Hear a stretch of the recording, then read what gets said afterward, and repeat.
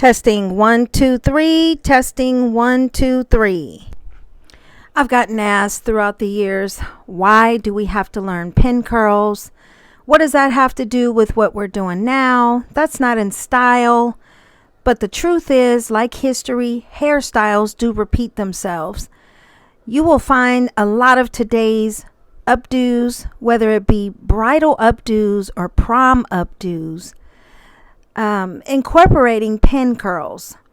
Some type of style where it may not be the wet molded pin curls, but from curling the hair with a curling iron, the hair is molded into a pin curl. You may find yourself in your career working for a movie set where it dealt in the 1940s and World War II, and all the hairstyles incorporated pin curls or some type of dry finger waving that was made from pin curls. You may find yourself in the theater styling wigs with pin curls. If you don't have rollers, you would use pin curls. You may find yourself working on a modern Netflix show, but in a time era where they wore pin curls. So pin curls and finger waves are something we know as classics, meaning they last throughout the decades, but you put a modern twist to it.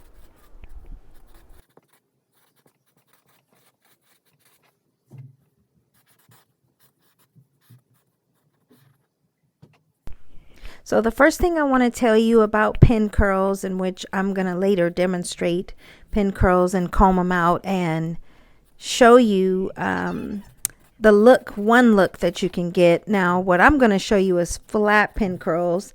But here, there's three parts to a pin curl. You have the base, you have the stem, which determines the tightness or looseness of the curl, also known as the mobility. And then you have what's called the circle.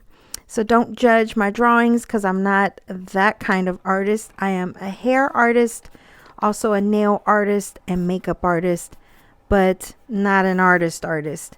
So what I'm attempting to draw is the stem that's coming out of the base.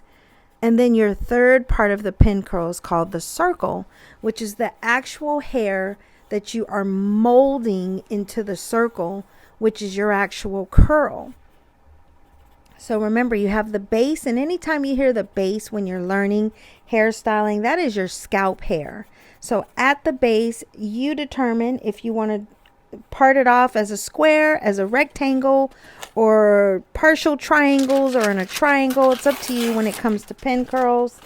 And then your stem is that hair that's first coming from the base, which is past the scalp. And then you're molding that into a circle, which is going to determine the curl.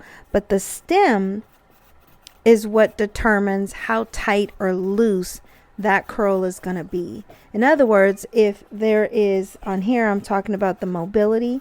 If there's a no stem, that means there's no hair coming past the base. So your actual circle is going to sit on the base. Then you have what's called a half stem. That means that there's hair partially coming from the base area that you're molding into a circle, and it's going to sit up halfway. So the picture that you saw in the beginning with all those pin curls molded with the clippies, those are half stem, which means I'm going to have a somewhat loose curl and a good wave to it.